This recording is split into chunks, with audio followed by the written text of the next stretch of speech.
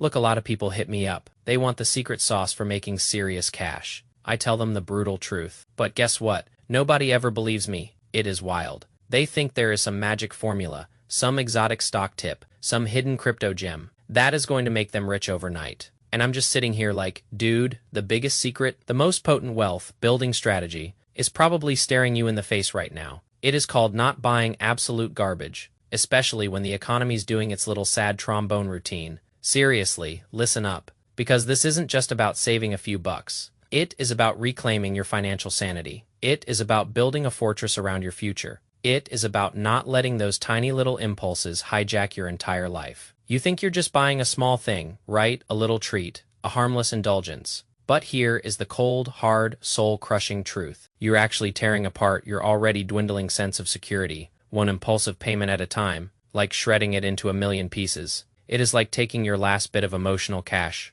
and setting it on fire for a fleeting hit of dopamine when the economy's booming, blowing money on stupid stuff. Yeah, you'll regret it later, but it is a later kind of regret. You've got a cushion, you've got some wiggle room. It is annoying, but not catastrophic. But when the economy's taking a nosedive, when everyone's clutching their wallets like it is their last lifeline, that is when careless spending doesn't just make you regretful. It straight up obliterates your escape routes. It locks you in. No way out. Think about it. The thing that truly cripples most people financially, it is rarely one massive extravagant purchase. It is not the luxury car. It is not the down payment on a mansion you can't afford. No, it is usually the endless stream of those not too expensive items. The ones that seem so harmless, so small, so insignificant. AA $9 and 99 cent hair clip. A $19 and 99 cent mug. A $39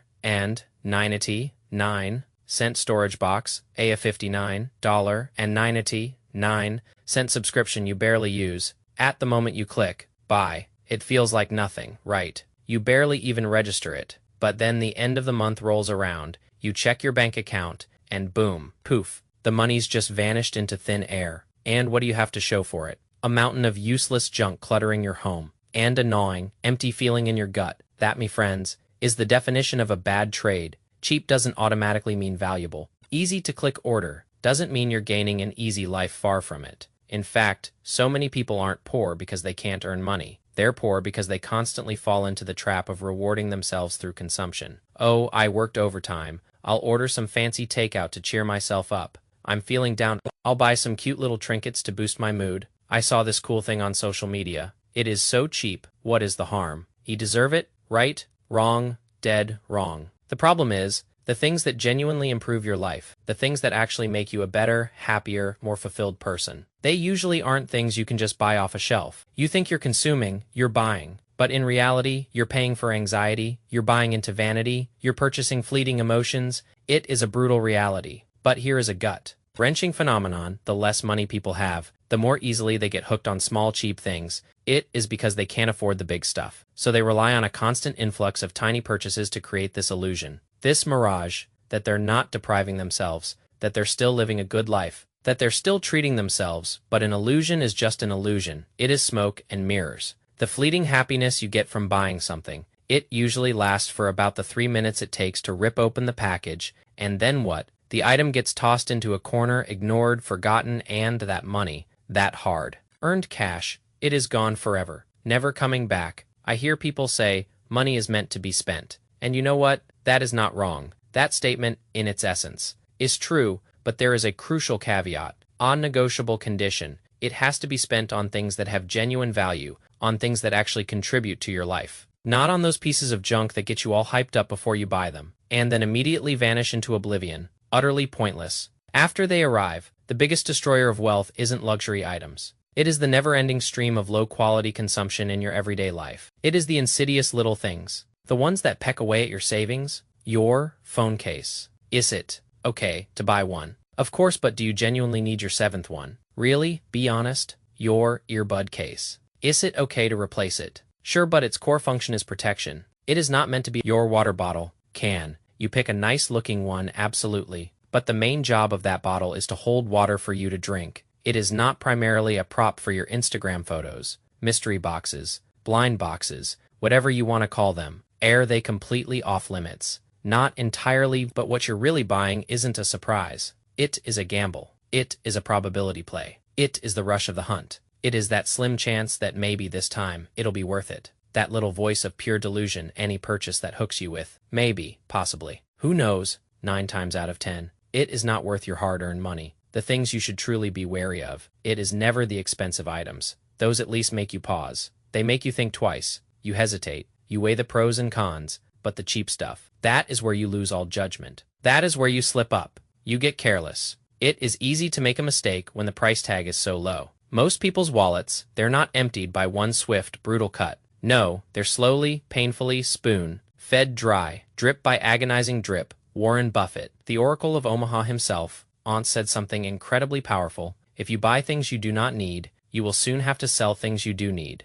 That quote, it still stings. It still hits hard. Even today, every single one of those cooled, take it or leave it items you casually buy right now, every single impulsive little treat, cooled become the very source of your sleepless nights, your overwhelming regret, when you desperately need money in the future. Don't dismiss this as scaremongering. Don't think I'm just being dramatic. Because the reality is, so many people live exactly like this. They are hesitant to save money, to build that safety net, but they'll gladly open their wallets, their digital wallets, for discounts, for bundles, for full reductions, for buy one, get one, half-off deals. They'll shell out real cash for these perceived bargains. And what is the end result? Wardrobes overflowing, drawers crammed full of junk shopping carts, empty, and bank accounts utterly, pathetically empty. When they need medical care, they hesitate. When they want to quit a soul-crushing job, they're paralyzed by fear. When their family needs financial help,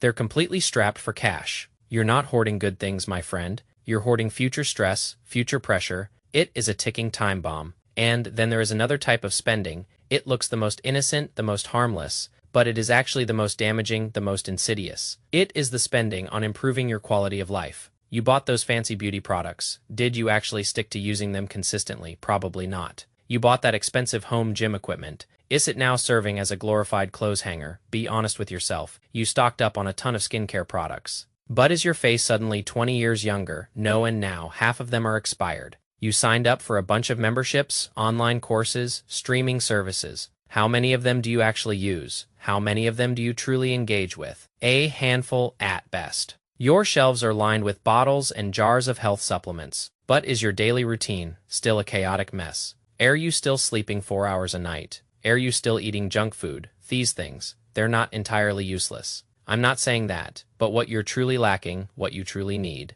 it is often not the product itself. It is the routine. It is the consistent execution. It is the self-control, the discipline, without the actual willpower, the action, the follow-through. Even the most expensive items, the most high-tech gadgets, they're just glorified placebos. They're just psychological comfort blankets. A person truly starts to wake up, to become financially aware. Not when they start frantically chasing more money, not when they're working 70 hours a week. No, it is when they learn to say no, to refuse those garbage purchases. You don't need to live like a monk. You don't have to be a miser. You don't need to stop spending every single penny. That is not what this is about. This is about learning to ask yourself one crucial question before every purchase. Every single time. Am I buying this because I genuinely need it? Or is it because I'm feeling empty, anxious, bored, right now? Am I trying to prove something to myself or to others? This one simple self-inquiry, this tiny moment of reflection, it will help you intercept countless unnecessary expenditures.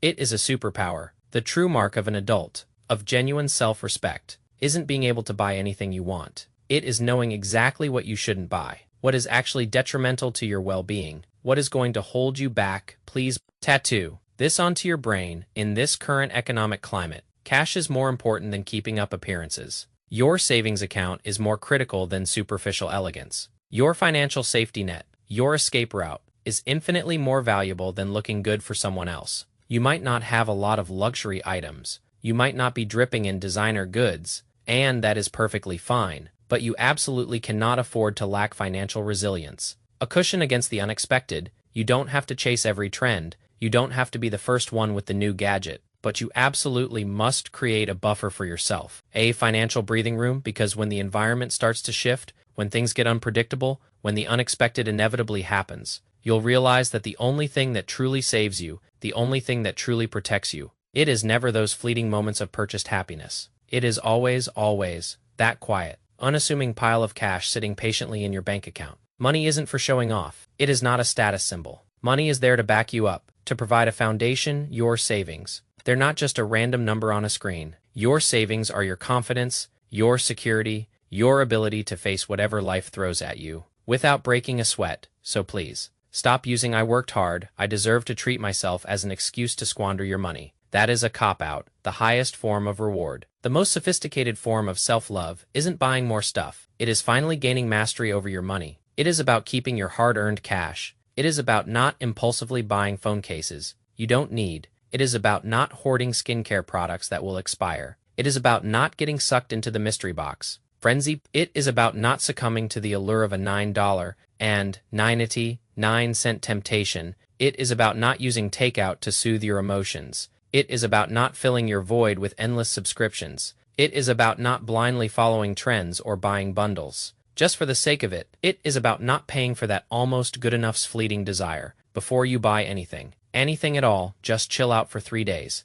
Take a breath, walk away if you completely forget about it during those 3 days. It was never worth buying in the first place. Trust me on this one. Every single impulse you restrain right now, every little moment of self-control, it is quietly building more ease, more freedom, more composure for your future self. Every tiny bit of money you don't spend today on some random junk, it will one day transform into the rock, solid foundation, the unwavering confidence that allows you to stand on your own 2 feet, to ask no favors, to feel no panic, to compromise no part of yourself. Don't buy garbage. Seriously, your home, your life, it already has more than enough of those seemed fine at the time items, the ones you bought first and thought about later. What you truly lack in your life, ironically, is clarity, boundaries, and money that actually stays with you. Consumption. It can give you instant gratification, that quick hit, that fleeting high, but only self-restraint, only discipline, can slowly, steadily unfold into the masterpiece that is your future. So when the economy is struggling, when everyone else is panicking, please rein in that shopping urge.